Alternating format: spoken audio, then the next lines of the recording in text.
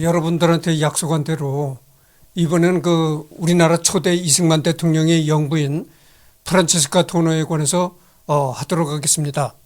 지금이 일요일 오후 5시 53분을 가리키고 있습니다. 그러니까 6분 전 6시를 가리키는 그런 저녁 시간입니다.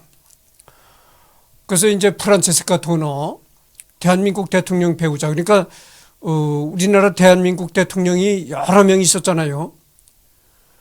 근데 우리나라 대통령 중에 유일하게 외국인이었습니다. 우리나라 영부인 중에 이승만 대통령이 유일하게 외국인 부인이었었던 것이죠.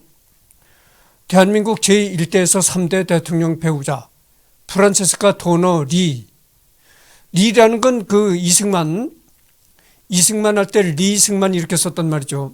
지금 이북에서 그러잖아요. 이북에서 이라고 쓰지 않고 리라고 씁니다. 그래서 이제 이승만의 성을 따라서 프란체스카 도너 리 이렇게 됐던 겁니다. 서양에서는 말이죠. 우리나라는 그렇지 않아요. 우리나라에는 시집을 가도 예전에 어렸을 때 성을 그대로 가지고 있습니다. 근데 외국의 서양에는 그렇지 않아요. 서양에는 여자가 시집을 가면 반드시 남편 성을 따릅니다. 그래서 이제 프란체스카 도너 리 끝에 리자가 그래서 붙은 겁니다. 그래서 이 모습을 보면 말이죠. 이 모습이 프란체스카 도너 리의 젊었을 때 모습은 아주 청순해 보이는 그런 모습이었거든요. 근데 이때의 모습은 벌써 나이가 들어서 중년 부인의 모습이 된 거죠. 그러니까 이 모습은 나이 들었을 때 찍은 모습입니다. 그래서 이제 1900년 6월 15일에 태어났습니다. 1900년생이니까 하여튼 그렇습니다. 1900년 6월 15일에 태어났다. 오스트리아 헝가리 제국 시슬라이타니아 하. 그러니까 현재는 오스트리아 대공국 빈. 현재는 여기가 어디냐면 현재는 오스트리아의 빈이라는 곳에서 태어났다 이거죠. 여러분 오스트리아 빈이라면 누구를 생각하시겠습니까? 내가 이 클래식 음악을 좋아하는 사람이잖아요. 베토벤이 태어나긴 독일에서 태어났지만 이 오스트리아 빈에 가서 활동을 했습니다. 그리고 오스트리아는 말이죠. 클래식 음악가들이 많이 활동하던 곳이었어요. 모차르트는 잘츠부르크에서 태어나고 거기서도 활동을 했잖아요. 모차르트. 그 다음에 내가 틀릴 수도 있는데 지금 기억에 내가 머리가 복잡한 사람이라 요한 스트라우스도 빈에서 활동한 걸로 내가 기억하고 있습니다만은 하여튼 틀릴 수가 있어요. 내가 이 자료를 들춰보지 않으면 정확한 얘기를 못합니다. 내가 인간 탐구를 하면서도 음악가뿐만이 아니고 수많은 사람들을 이렇게 지금 취급하기 때문에 정확히 자료를 들춰보지 않으면 얘기를 할 수가 없습니다만은 하여튼 좌우지간에 베토벤이 오스트리아 빈에서 활동을 했고 모차르트는 오스트리아 잘츠부르크에서 태어나고 거기서 활동을 했다. 또 요한 스트라우스도 오스트리아 잘츠부르크에서 활동한 걸로 내가 알고 있다. 이런 얘기를 드립니다. 그러니까 이 프란체스카 도너가 태어난 곳은 전통적으로 클래식 음악가들이 많이 활동하던 그런 곳에서 태어났다. 이렇게 말씀을 드릴 수가 있습니다. 1992년 3월 사망은 언제 했느냐? 1992년 3월 19일 91세로 사망했습니다. 대한민국의 대통령 배우자 중 세 번째로 장수한 인물이다. 가장 오래 장수한 대통령 배우자는 향년 96세의 이휘호 여사. 그러니까 김대중 대통령의 영부인이었던 이휘호 여사가 96세로 가장 장수한 대통령이었고 두 번째로는 손명순 여사가 95세로 장수했고 그 다음 세 번째로 장수한 영부인이 바로 프란체스카 도너 리라는 것이죠. 묘지는 국립서울현충원 이승만 대통령 묘소 옆에 있다. 배우자인 이승만 전 대통령과 함께 합장되어 있다. 그렇습니다. 대한민국 제1대에서 3대 이승만 대통령의 배우자 이렇게 나와 있습니다. 생애. 이건 이제 그 어린 시절에 프란체스카가 피아노 앞에서 이렇게 찍은 겁니다. 역시 그 음악의 고장이라 오스트리아 빈이 음악의 고장이라서 그런지 역시 그 프란체스카도 피아노를 뒤에서 이렇게 피아노를 배경으로 찍었습니다. 1900년 6월 15일 오스트리아 헝가리 제국의 수도 중 하나인 빈 교회에 위치한 인처스도르프에서 유대교 가문의 아버지 루돌프 도너와 어머니 프란체스카 게르하르트 사이에서 태어났다. 빈 상업전문학교를 졸업한 뒤 스코틀랜드로 유학을 가서 영어 통역사와 타자, 속기사 자격을 취득했다. 상업학교를 졸업하고 빈에 있는 상업학교를 졸업하고 스코틀랜드로 유학을 가서 거기서 영어 통역사와 타자, 속기사 이런 걸 배웠다는 겁니다. 그러니까 여러분들 그 타자, 지금은 이 컴퓨터가 이 컴퓨터 키보드로 글자를 치잖아요. 이 컴퓨터가 나오기 전에는 이 타자기라는 게 있었습니다. 그 타자기와 속기사 자격을 취득했다니까 이 프란체스카는 이렇게 사무원적인 그런 교육을 받았다 이렇게 말할 수가 있습니다. 그러니까 사무원 역할하는 그런 교육을 받았다. 1920년에 독일의 자동차 경주 선수였던 헬무트 베링과 결혼했으나 곧 이혼하였다. 그러니까 이 프란체스카 여사는 말이죠.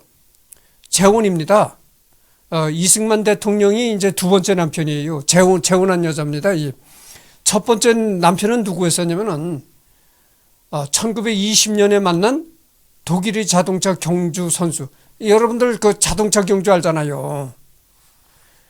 우리나라에도 왜 자동차 경주장이 있잖아요. 그 자동차 경주 선수 헬무트 베링이라는 사람과 결혼했다가 얼마 못 가고 바로 이혼했다는 겁니다.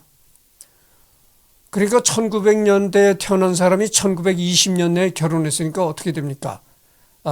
20살 때 그 아주 청순했던 그 처녀 때 이 자동차 경주 선수와 결혼했다.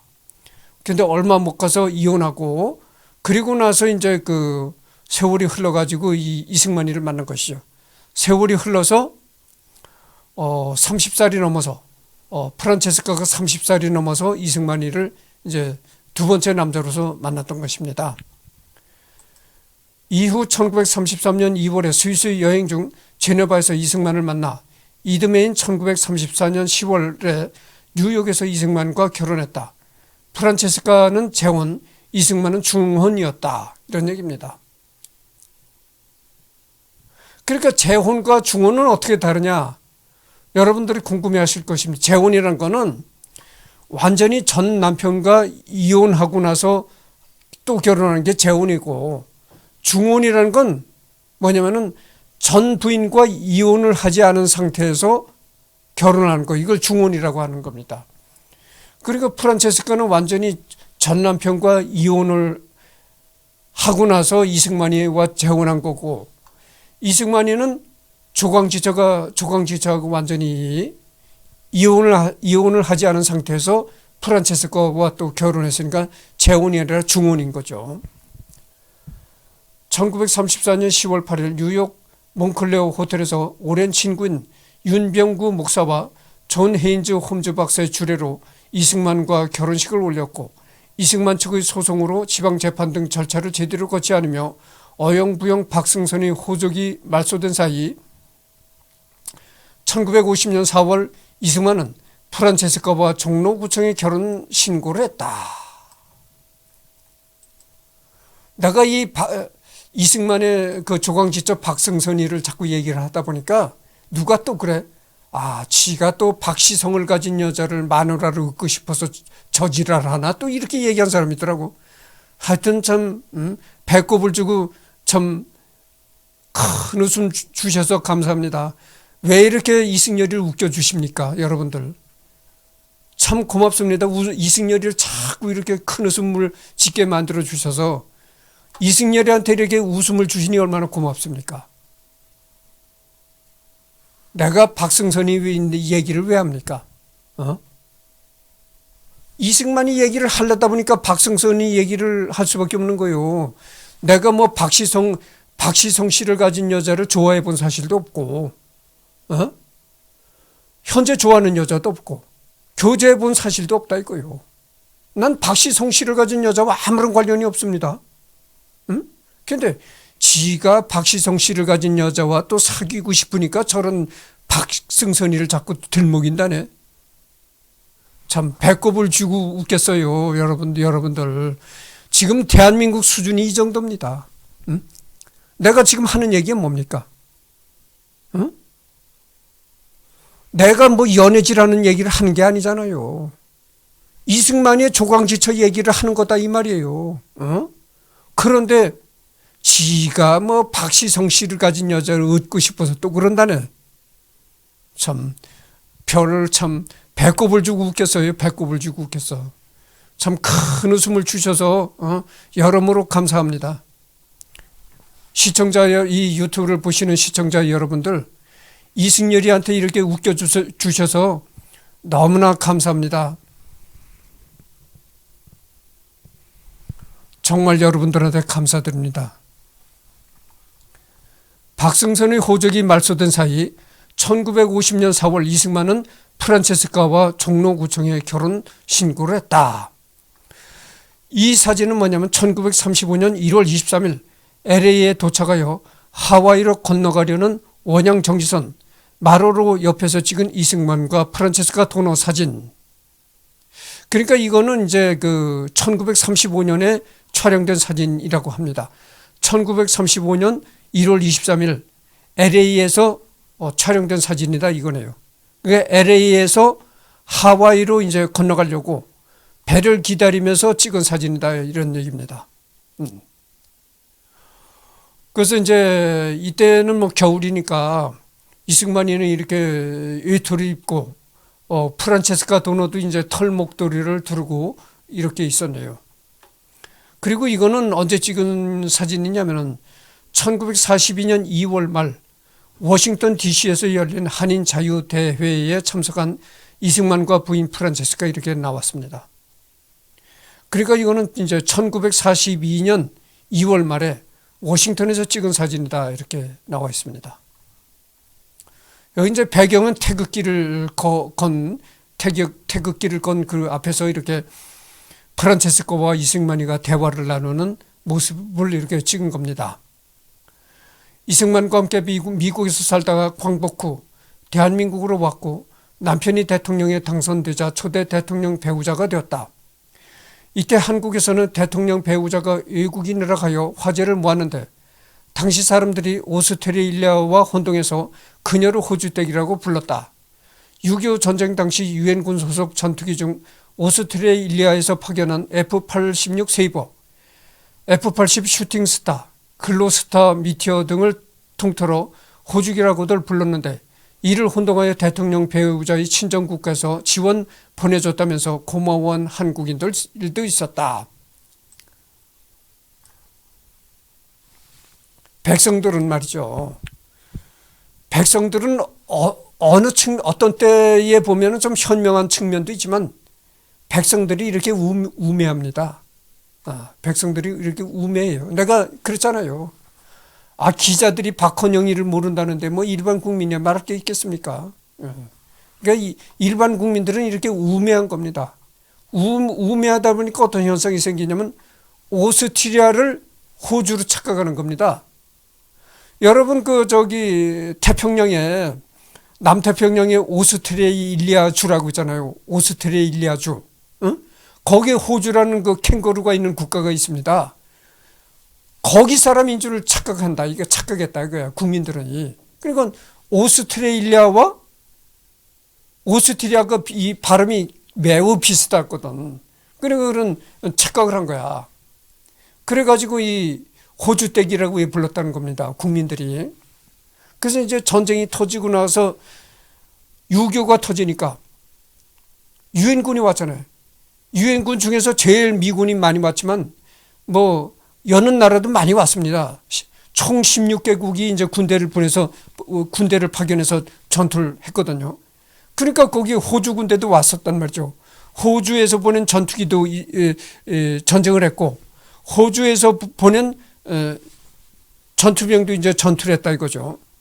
그러니까 호주에서 보낸 이 쌕쌕이라고 했죠. 그때는 쌕쌕이가 떠서 막 폭격을 가하고 그러니까 야, 이승만이 처갓집에서 보낸 비행기가 저렇게 돌아다니는 폭격을 한다. 이렇게 아주 감탄을 했던 그런 국민들도 있었다는 얘기죠. 그러니까 오스트리아와 호주를 굉장히 혼동한 겁니다. 여러분 그 세계 지도를 보십시오. 오스트리아는 유럽 바로 독일과 붙어 있습니다. 근데 저 남극 부근의 그 호주로 착각했던 거예요. 그래가지고 그래서 하여튼 그 국민들은 언제나 우매하죠. 우매한 게 국민입니다. 그래서 내가 야, 이렇게 국민들이 우매해가지고 여러분들 나를 나쁘다고 생각하지 마십시오. 국민들을 우습게 본다고 나를 이승열이 저 새끼가 국민들을 아주 우리들을 우습게 보네? 이렇게 감정을 갖지 마시기 바랍니다. 나도 국민이에요. 나도 우매한 사람입니다. 그렇지만 나보다도 더 우매더라, 더 모른다 이거요. 에? 그러니 이게 복통 터질 일이 아니겠습니까? 그래서 지금 내가 이런 얘기 하다가 보면 또 다른 얘기를 꺼낼 수밖에 없는데 지금 한국은요, 이 조중동 이런 신문들이 어떻게 나옵니까? 한문이 거의 안 섞이잖아요. 한글 전용의 신문으로 나온다 이거예요. 한겨레, 한국일보, 조선일보, 동아일보, 중앙일보 이런 유수의 신문들이 전부 한글 전용 신문들이 나옵니다. 그런데 여러분들 노태우 대통령 때만 해도 이 신문이 한 70%가 한문이 섞여서 나왔댔어요. 그러니까 이렇게 진짜 제대로 된 한글 전용 시대가 된 지 얼마 안 됐다는 이런 얘기입니다. 근데 만약에 예전과 같이 한문 혼용이 아니라 한문 전용, 조선시대와 같이 한문 전용 시대로 돌아가면 어떻게 될까요? 한문 혼용론자들이 지금도 주장하잖아요. 한문 혼용을 해야 된다. 우리말의 70%가 다 한자가 섞여 있다. 한문 혼용 시대로 돌아가면 어떻게 됩니까? 거의 백성들이 우리나라 백성들 중 10명이 모였다면 한국 국민 10명이 모였다면 7사람은 글자를 모르는 상태가 돼버립니다. 아니 백성들이 우매하다고 그러잖아요. 아니 내가 이승만 대통령 그 본부인 박승선이 얘기를 하니까 글쎄 지가 박시성 씨를 지닌 여자를 얻고 싶어서 그 지랄을 하는구만. 이렇게 백성들이 우매한데 한문 혼용으로 가보십시오. 거의 글자를 모르는 상태가 됩니다. 그렇잖아요. 백성들은 우매한 겁니다. 그렇게 우매한 백성들도 다 글자를 읽어보려면은 한글 전용으로 한 수밖에 없어요. 한문 혼용을 하면요, 거의 모든 백성들이 70%는 문맹이 돼버리고 마는 겁니다. 깜깜이가 돼버리고 만다 이거. 눈봉사가 된다 이거요. 눈은 떠 있대. 육적인 눈은 있대. 글을 읽을 줄 모른다 이겁니다. 대통령 배우자라는 유치에도 이렇게 또 내가 이런 사진을 들먹이니까 또 그래. 야, 이승열이가 한국사진작가협회 위상을 높이는구만. 아니, 사진작가협회 회원이 아닌 사람이 어떻게 또 사진협회 위상을 높여줍니까? 아니, 내가 사진작가협회 회원이라면은 위상을 높인다고도 할 수가 있겠죠. 아니 내가 사진작가 협회가 뭘 하는 단체인지도 내가 모르는 사람인데 무슨 내가 사진작가 협회에 또 위상을 높여준다는 겁니까? 참 웃기는 얘기예요. 큰 웃음 주셔서 감사합니다. 여러분 이승열을 계속 즐겁게 웃음을 주셔서 이 시간에 정말 큰 감사를 드립니다. 대통령 배우자라는 유체도 불구하고 남편과 관련된 자질구레한 일을 직접 하며 수발을 드는 등 매우 헌신적인 아내였다. 독일어, 영어, 프랑스어와 속기 및 타자에 능숙하여 이승만의 독립운동 시절에는 동지로서 건국 후엔 대한민국 대통령의 배우자이자 비서로서 외교 업무에 크게 이바지하였다. 특히 6.25 전쟁 기간에는 3개국 언어로 비밀 외교 문서를 작성하고 수많은 편지로 전쟁의 참사를 알려 국제사회의 동정적 여론을 이끌어냈으며 외국인들과 한국인들 사이의 통역사로 곳곳을 누비며 큰 역할을 해냈다. 또한 나라의 궁핍한 살림을 돕기 위해 유럽의 은행가들로부터 대한민국의 경제 원조를 받도록 다리를 놓는 역할도 했다. 이거는 그 이승만 기념관 베일속의 외교관 프란체스카 도너리라는 곳에 나온다는 얘기입니다. 그러니까 프란체스카 도너리는 단순히 그 남편을 내조하는 일에만 그친 것이 아니고 적극적으로 이렇게 전 세계 외교 비밀 외교 문서도 영문으로 타이핑을 했고, 그다음에 그 유럽의 은행들에게도 대한민국이 이렇게 전쟁이 나서 어렵다, 경제적으로 도와달라는 호소문을 영문 타이핑을 해가지고 곳곳에 그 해외에 이렇게 뿌리는 그런 일도 했다, 이런 얘기입니다. 그러니까 그 프란체스카 도너리가 얼마나 그 중요한 일을 했는가 이런 걸 알 수가 있는 것입니다. 하지만 이승만 전 대통령이 고령으로 접어들자 남편의 신변을 지나치게 염려한 나머지 이승만의 심기를 거스를 만한 모든 인물과 정보를 차단한 과잉내조로 이승만의 정치적 시야를 좁게 만들었다는 부정적 평가도 존재한다.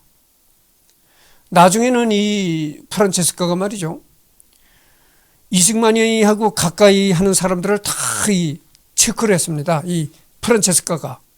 그래가지고 프란체스카가 좀 이 마음에 안 좋은 인물이다라고 생각이 들면은 그런 사람들은 철저히 이승만이한테 접근을 못하도록 막았다는 거죠. 프란체스카가. 4.19 혁명으로 이승만이 하야한 후 이승만을 따라 하와이로 갔고 그의 임종을 지켰다. 이승만 사망 이후에는 고향 오스트리아로 잠시 돌아갔다가 1970년에 한국으로 다시 돌아와 여성을 보냈다. 당시 언론 보도에는 이승만 전 대통령 내외가 정치적 피난처를 구하기 위한 망명 목적으로 미국으로 떠났다고 전했지만 정작 이승만 전 대통령 내외는 국내의 여론을 감안해 요양과 휴양을 목적으로 한 달 정도로 하와이에서 지낼 계획이었다고 한다. 이 단기 여정 계획은 여론 악화로 인한 정부의 귀국 만료 통보, 이 대통령의 투병과 임종, 프란체스카 여사 본인의 지병 악화 등의 사정이 생기며 수년의 해외 체류로 바뀌었다. 여사의 영국 귀국은 유경수 여사의 권유와 지원으로 1970년 5월 16일에나 이루어졌다. 1960년 5월 29일에 출국한 이래 10년이나 지난 시점이었다. 그래서 이 프란체스카 여사가 한국으로 영국 귀국한 것이 언제냐면은 1970년 5월 16일자에 영국 귀국한 것입니다. 내가 얘기를 했잖아요. 박 대통령이 이 프란체스카를 영국 귀국시키는데 많이 애를 썼다고 내가 얘기를 했잖아요. 그래가지고 프란체스카를 이 한국으로 영국 귀국을 시키고 프란체스카한테 정기적으로 이제 박정희 정부가 연금을 지급했습니다. 그러니까 생활할 수 있게 연금을 지급한 거, 그것도 이제 박정희 대통령의 배려였죠. 한국에서는 이 과정에서 그녀의 양자인 이인수 부부와 함께 거주했다. 그래서 한국에 영국 귀국을 해가지고 정부로부터 이제 연금을 받으면서 어디서 생활했냐면은 종로구에 가면 그 낙산공원 그 밑에 이화장이라고 있습니다. 그 이화장에서 이승만 대통령의 양자인 이인수 부부와 같이 생활했다 이겁니다. 정동교회 예배에 참석하고 매주 금요일마다 이 전 대통령 묘소를 참배하면서 조용하고 검소하게 생활했으며 노태우 전 대통령이 초청을 받아 청와대를 방문하기도 하는 등 한국 최초 퍼스트 레이드로서 국가 원로로 예우받았다. 매주 금요일마다 동작동 국립묘지에 있는 이승만 대통령의 묘지를 찾아갔었다는 겁니다. 저 프란체스카 여사가. 그리고 노태우 대통령 때 또 노태우 대통령도 이 프란체스카 여사를 청와대로 초청해 가지고 하여튼 여러 가지 음식도 이렇게 같이 먹고 이랬다는 겁니다.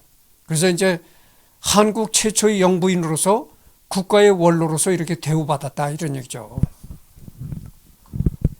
1992년 3월 19일 관속에 태극기와 성경책 그리고 남북통일이라는 이승만 전 대통령의 친필 효를 놓고 장례를 검소하게 치러달라는 유언을 남기고 향년 91세를 일기로 이화장의 집에서 노안으로 사망하였으며 1992년 3월 23일 서울 정동 제1교회에서 연결식을 마친 뒤 국립서울현충원 이승만 대통령 묘소에 합장되었다 이런 얘기입니다.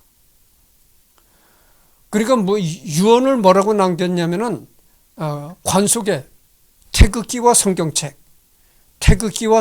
그리고 남북통일이라는 이승만이가 쓴 남북통일이라는 그런 그 붓글씨 그거를 관에다 놓아달라 이렇게 그 유언을 했다는 겁니다. 그래서 이제 그 유언에 따라서 관속에 태극기와 성경책 그리고 이승만이가 남북통일이라고 쓴 그런 붓글씨를 넣어줬다 이런 얘기입니다. 그 이름에 대하여 출생 당시 프란체스카가 아닌 독일식 프렌치스카로 표기했다. 한때 프렌체스카라는 표기법을 사용하다가 최종적으로 이탈리아식인 프란체스카로 표기법을 바꿨다. 한국 자료에는 대부분 프란체스카로 표기하는 반면 영어, 독일어, 위키백과 표제어에는 프렌치스카 도너로 되어 있다. 또한 거의 사용하지 않았지만 마리아 바바라라는 미들 네임이 있어서 출생 당시 풀네임은 프란치스카 마리아 바바라 도너였다. 한국 공식 호적상 기재 이름은 프란체스카 또나이고 스스로 프란체스카 혹은 프란체스카라는 한글 표기를 썼다. 한국 태생도 아니었고 호적관리나 주민등록 전산화 등이 명확하게 자리잡기 이전 시대 사람이다 보니 시대에 따라 표기가 좀 왔다 갔다 한다. 이 외에도 남편 이승만이 지어준 한국식 이름은 이부란이었으며 또 다른 한국식 이름인 이금순도 사용한 바 있다. 이승만이는 그 프란체스카에게 한국 이름을 이제 지어줬는데 이부란이라고 이름을 지어줬다는 겁니다. 그래서 여기 이름이 여기 이렇게 이름이 여러 가지로 돼 있는데 약간씩 발음이 차이가 나죠. 발음상의 차이가 나는데 이 프란체스카 시대는 그 동사무소의 모든 이런 그 주민등록이나 호적 관리 등 이런 게 전선화로 이렇게 통일되기 전이고 지금은 다 전선화로 돼 있잖아요. 전선화로 통일되기 이전의 시대라 이렇게 여러 가지 이름이 이제 이름상에 이렇게 약간씩 이렇게 다 달랐다 이런 얘기죠. 이런 얘기입니다. 말도 잘 안 되네. 이해하시기 바랍니다. 여기 보면 이제 여기 주민등록증이 나옵니다. 여기 주민등록증에 보면은 성명 한글로 프란치스카 그리고 점 찍고 또나라고 했네요. 도나라고 안 그리고 아주 또나. 그리고 주민등록 번호가 말이죠. 000616 2001317 서울 종로 이화동 1번지. 서울 종로 이화동 1번지. 호주는 이인수. 이인수란 사람이 이제 그 이승만의 양아들이었었잖아요. 명지대학교 교수를 지냈던 사람. 이 이인수도 얼마 전에 돌아가셨습니다. 이제 이인수 이 사람도 이제 90세가 넘어서 장수했던 사람인데, 이 주민등록지 언제 나온 주민등록지냐면은 1983년 12월 9일 서울특별시장 이렇게 돼 있네요. 그리고 이거는 그 프란체스카 여사가 바로 그 별세하기 전인 1951년 5월에 쓴 글씨라는 겁니다. 이게 이제 프란체스카 여사가 한글을 쓴 글인데, 대한민국 만세, 내 동포는 내 가족, 내 이웃도 내 식구, 서로 믿고 사는 나라 우리나라 좋은 나라, 서로 돕고 사는 나라 우리나라 좋은 나라, 욕심쟁이 없는 나라 우리나라 좋은 나라. 이게 무슨 국민학교 학생 동요 가사 같습니다. 그리고 밑에는 리프란체스카라고 또 이렇게 흔히 남편 이승만의 성도 넣어서 프란체스카 도너 리라고 적기도 했는데, 이는 서양식으로 표기한 일종의 관용적 표기다. 부부 동성 문화가 없는 한국에 귀화한 만큼 공식적으로 남편성을 취한 적은 없다. 1934년에 미국 뉴욕에서 결혼한 이후 해방될 때까지 쭉 미국에서 남편 이승만과 같이 생활을 했으므로 이때 이런 이름을 관습적으로 썼던 것으로 보인다. 실제로 본인이 남긴 위휴호를 보면 리프란체스카라고 본인의 이름을 적고 있다. 프란체스카가 쓴 책으로는 이제 프란체스카의 난중일기와 이승만 대통령의 건강이 있다. 잡지 자동차 생활 1984년 10월 호에서는 프란체스카와 며느리가 같이 기사에 나왔다. 이승만 생전 직접 운전하였으며 사후에는 며느리와 같이 장을 보기도 했다고 한다.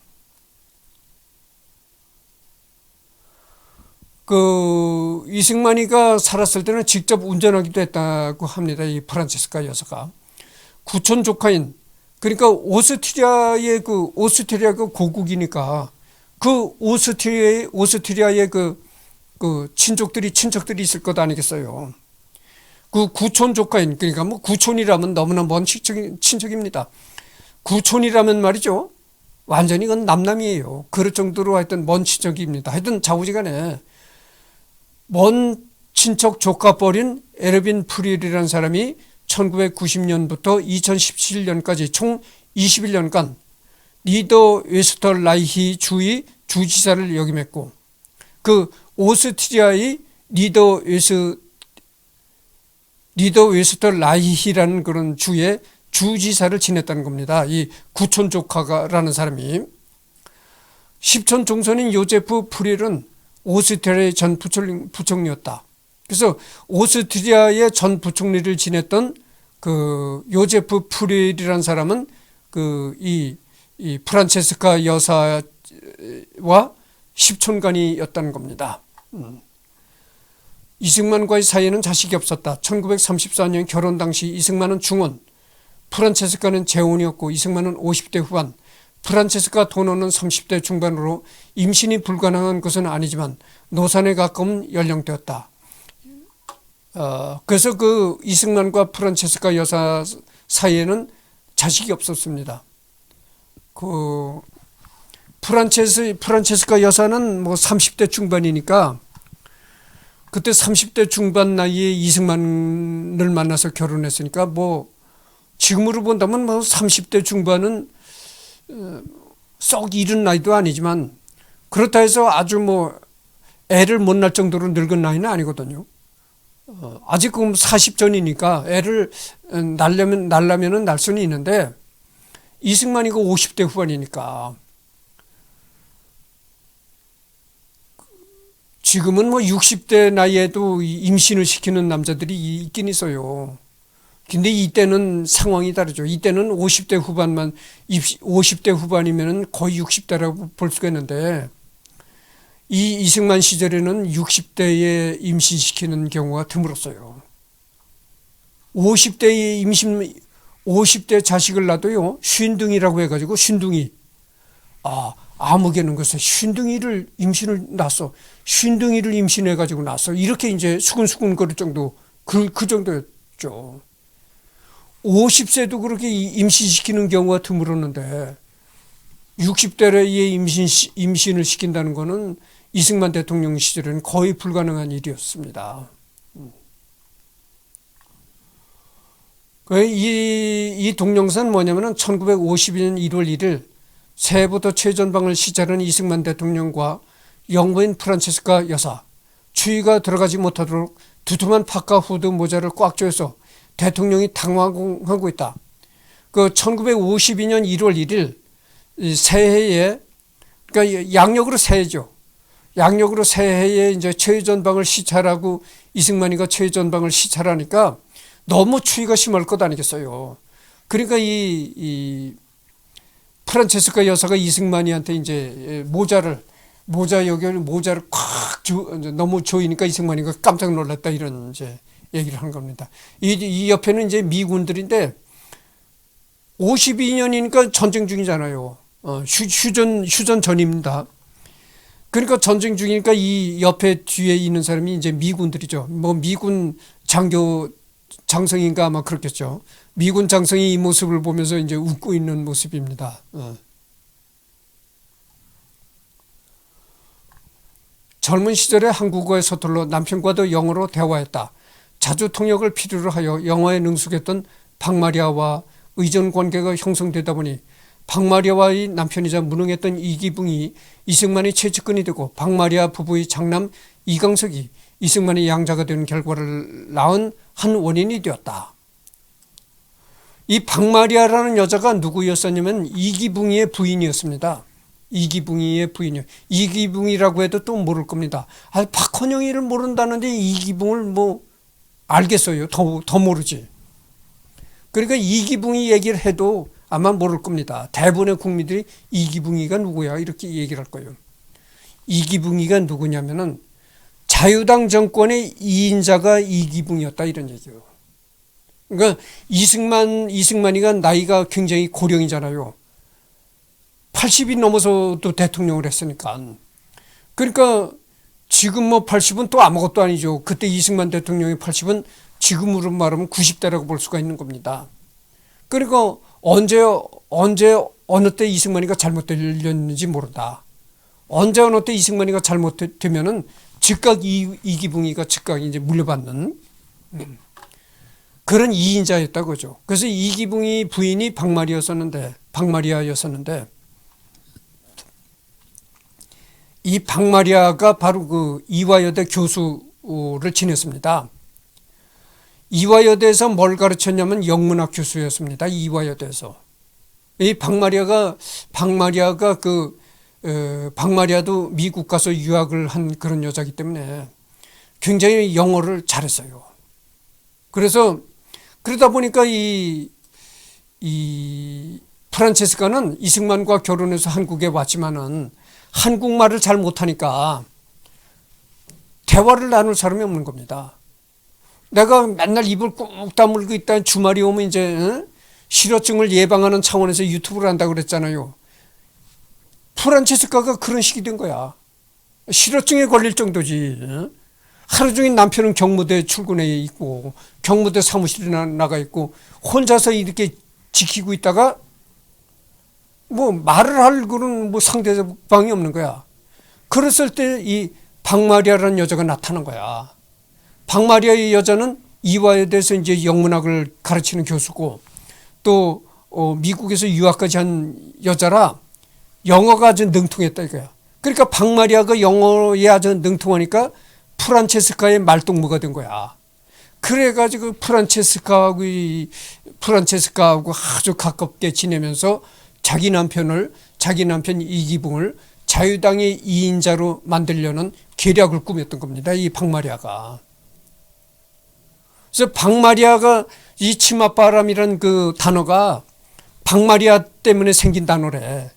박마리아가 그렇게 치맛바람을 일으키고 이 프란체스카와 이렇게 친하게 지내면서 그걸 이용해 가지고 자기 남편을 자유당의 제2인자로 자기 남편 이기붕을 자유당의 2인자로 만들려고는 그런 야심찬 여자였던 거예요. 박마리아가.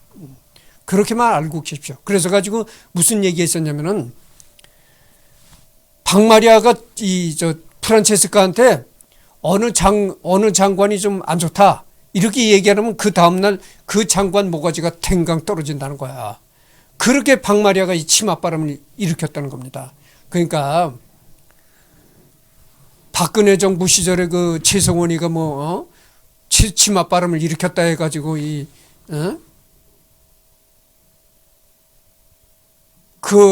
그래가지고 이 박근혜가 이 탄핵까지 만나는 그런 사태로 발전했잖아요. 그런 식이 된 거야.